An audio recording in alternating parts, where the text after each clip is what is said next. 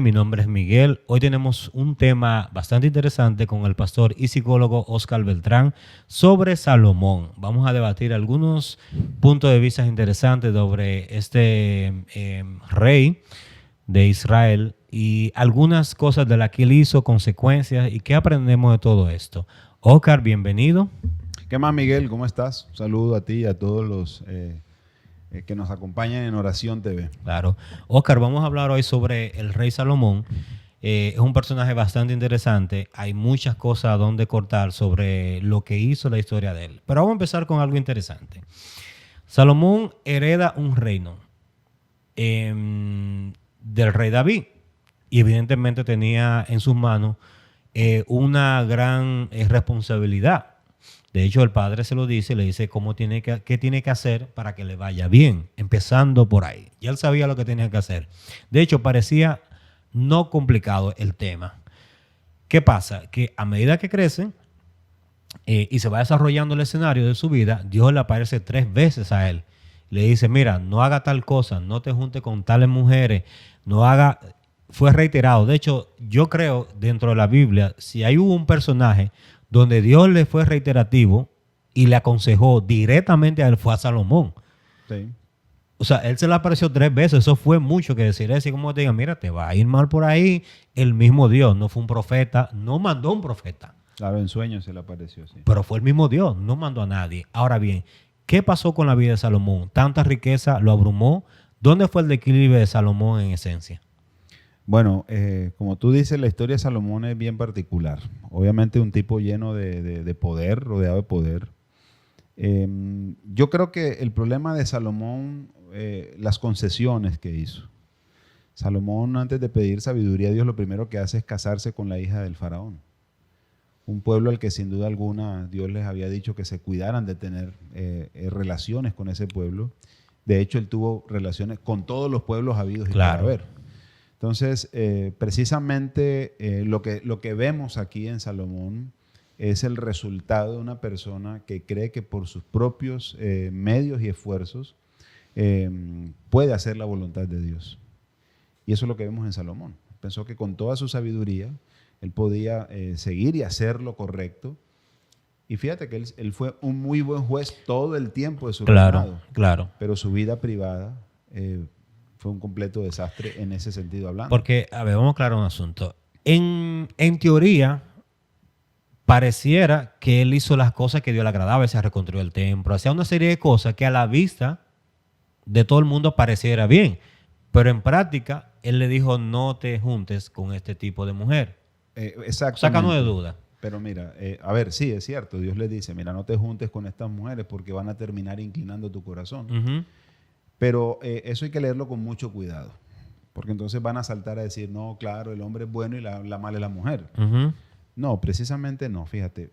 El templo duró 7 años su construcción, la casa de Salomón duró 14.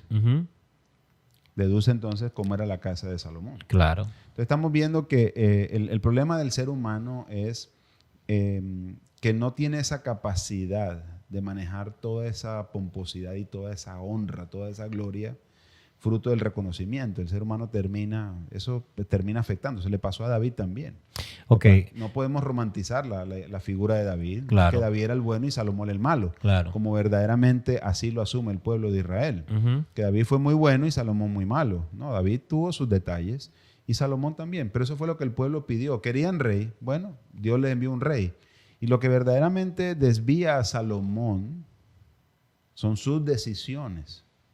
Lo que pasa es que estas mujeres obedecen a las decisiones de Salomón. Lo que pasa es que cuando Dios dice que esas mujeres van a apartar tu corazón, es decir, en esas relaciones es que se va a poner en evidencia lo mal que está tu corazón. Claro. Porque no hay una manera de conocer el corazón de alguien, sino por sus acciones, Miguel. Claro. Nosotros no podemos ver el corazón como Dios lo ve. Claro. Cuando Salomón recibe toda la bendición de Dios, por decirlo así, porque le dijo, por cuanto no pediste riqueza, pues obviamente... Te voy a dar todo lo demás. ¿Ves? Sí. En ese momento, claro, él se casó con la hija del faraón. Antes de eso. Ahí empieza ya un problema. De hecho, lo primero que hizo Salomón fue casarse con la hija del faraón. Ahí empezó el gran problema. Ahora, se dimensionó todo lo que había en su corazón cuando recibió todo eso, fue incontrolable para él. Porque hablamos, y creo que hablamos una vez en persona tú y yo, que uno es muy cristiano hasta que no se ve en abundancia extrema. Exacto. Porque todo el mundo es muy cool cristianamente, pero cuando Dios te pone en la mesa, toma todo aquí, a ver qué tú haces con él. Ahí sale verdaderamente. Entonces pasó con Salomón eso. Claro que sí. Lo que pasa es que vemos esta situación porque era muy normal que los reyes actuaran de esa forma tan prepotente y arrogante. Okay. Lo que pasa es que nosotros no debemos romantizar los personajes bíblicos.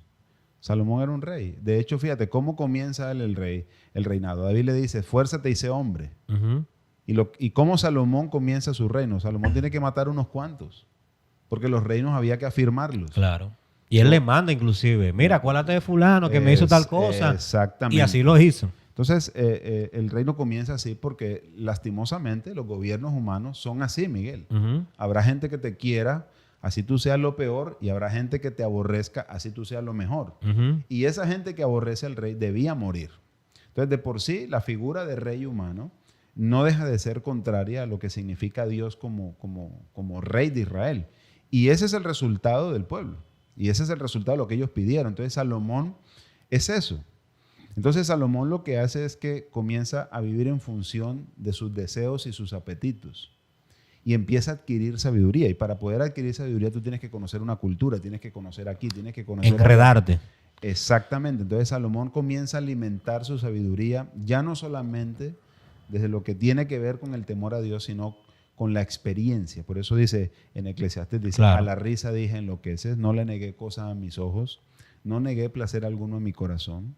Pero eso no estuvo dentro de la voluntad de Dios, evidentemente. No, para nada, porque los equilibrios son de Dios. Los desmanes no son de Dios. Exacto. Entonces Salomón lo que hace es que se entrega para conocer. Entonces imagina que él veía cosas y las deseaba y decía, bueno, vamos a probarlas. Porque no hay límites, él no tiene límites. Y fíjate que esa es la filosofía de vida que manejan los jóvenes hoy. Déjame yo pruebo para aprender y coger experiencia. Sí. Y erróneamente dicen algunos padres, déjalo que tenga experiencia porque hay que vivir. Eso es lo más absurdo, porque fíjate, desde la psicología, ¿sabes cuál es el mejor aprendizaje de todos? ¿Cuál? No es el de la experiencia. ¿Cuál es? Es el de la observación. Mm. ¿Por qué? Por algo sencillo. Y menos costoso. El tacto, cuando trabaja tu cerebro, activa unas partes del cerebro. La audición, pero la visión.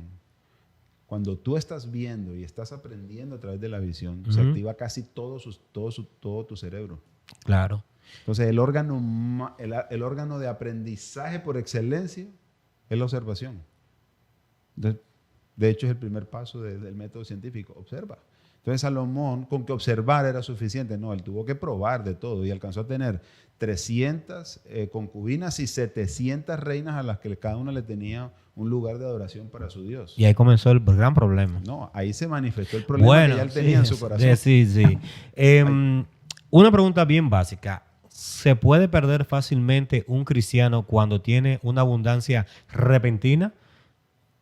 Bueno, cuando digo repentina es que hoy estoy en olla, como decimos en la calle, coloquialmente, y de repente nos da un nuevo trabajo, hacemos una buena venta, nos llega una comisión y de repente de tener 0 pesos en la cuenta y tenemos $500,000 de pesos. Y esa gente cambia. Bueno, la verdad es que no cambia. Lo que pasa es que lo que cambia son las condiciones de vida y él va a mostrar algo que antes no podía mostrar. Lo que verdaderamente es. Exactamente, porque la Biblia lo dice que la raíz de todos los males es el amor al dinero. Uh-huh. El dinero no es un fin, el dinero es un medio. Uh-huh. Entonces, cuando el cristiano o el ser humano convierte el dinero en un fin, bueno, eso puede sacar de nosotros las peores cosas, sí, pero no porque el dinero sea malo. Sino porque tu persona porque tiene problemas. El dinero te crea los momentos y los espacios y las condiciones para que tú hagas eso que antes no podías hacer. Ok. ¿Ves? ¿Cómo podemos cuidarnos bajo lo que pasó Salomón de ese tipo de situación? Bueno, yo creo que David se lo dijo a Salomón, que él se esforzara en guardar los mandamientos del Señor. Simple. Y Salomón se dedicó a buscar más sabiduría. Pero si Dios le dijo que no iba a haber otro más sabio que él. Exacto. Tú no tenías que buscar más sabiduría. Salomón lo que empezó a buscar fue placer. Entonces, como te decía ahora, la gente confunde experiencia o vivir las cosas con experiencia, y no necesariamente es eso. Porque entonces, Miguel, tendríamos que atracar a alguien para poder ayudar a un ladrón. Claro. Tendríamos que asesinar a alguien para poder ayudar a un asesino. Ujú. Y eso es completamente absurdo.